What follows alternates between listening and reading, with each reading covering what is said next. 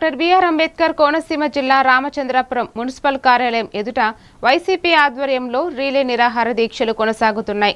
DSC అవినీతి, fee reimbursement, Vasathi Deevena బకాయిలు, నిరుద్యోగుల సమస్యలు పరిష్కరించాలని డిమాండ్ చేస్తూ నియోజకవర్గ ఇన్ఛార్జి పిల్లి సూర్యప్రకాష్ ఆధ్వర్యంలో ఈ దీక్షలు చేపట్టారు.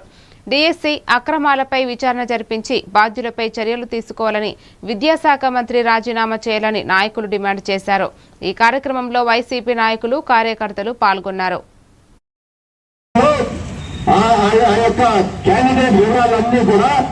పూర్తిగా తీసివేయడం జరిగింది. మరి ఇది డిఎస్సిలో జరిగినటువంటి స్కామ్ కాదా? మరి ఇంత చేసేదే ఈ రాష్ట్రంలో నిరుద్యోగ యువతకు ఉద్యోగాలు కల్పిస్తా అన్నారే.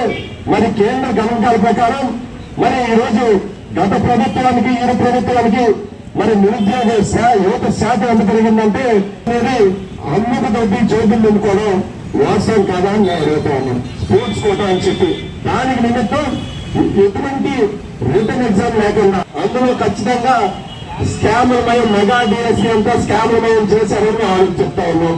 నేనే కాదు, ఈ రాష్ట్రంలో ఉన్నటువంటి నిరుద్యోగులందరూ కూడా జగన్మోహన్ రెడ్డి గారి దగ్గరికి వెళ్ళి ఈ యొక్క డిఎస్సిని ఏ విధంగా ఏవైతే విద్యాశాఖ నిర్వహిస్తున్నారో నారా లోకేష్ గారు పూర్తిగా వైఫల్యం చెందారు.